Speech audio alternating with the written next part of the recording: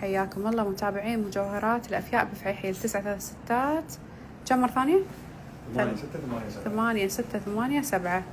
خل أثبت لكم رقم التواصل. احنا كنا بجلسة تصوير وعرفنا ان الأفياء بيفتحون لايف عشان يسحبون وبيورونكم أشياء جديدة، فقلت أنا اللي أوريكم إياهم. حياكم الله كل اللي قاعد يدخلون اللايف. طبعا هذه من الأشياء الجديدة اللي وصلت لأول مرة. السبح هني تكون كذي شكلين، هذه سبح ومحازمة بنفس الوقت. شوفوا هني جهة الليرات المثمنة وجهة الوردة أو النجمة.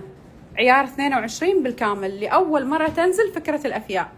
تدرون هذه بالذات بالنسبة حق البقية أحلى وحدة جربتها أنا بالوسط. طبعا أنا تحيزت، مفروض ما أتحيز، كل وحدة وذوقها. كحزام عجيبة طلعت.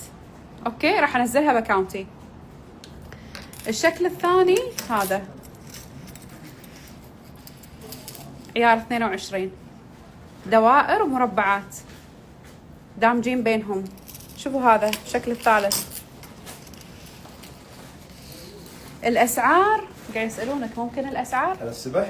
أي على 5000 على 4800 5000 تفرق. كل قطعة يفرق وزنها عن القطعة الثانية. كل قطعة يفرق وزنها عن الثانية، فبعضهم كم قلت لي 5000 وشي صح؟ بين ال 4800 ل 5200. سمعتوا بنات؟ زين شوفوا هذه بين الليرات الدمعة والليرات المدورة. هذيلي تشوفونهم باللبس شيء ثاني. عندنا هذول كانوا خالصين توهم توفروا. عيار 21؟ ايوه عيار 21. هاي المساعدة ما احنا نصور عليه، ليش ما طلعتنا اياهم؟ تو ما وصلت وانت فاتحة. اوكي اشوى، لان حسيت كذي يعني في شيء غلط خاشينهم عني. كل الاحجام. ايه على كم ابتداء من 150 مع السلسلة.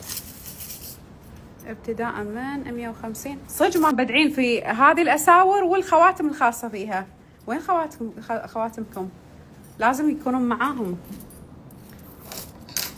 خل اوريكم الخواتم. ايوه هذين في خواتم كذي ثلاثية وثنائية.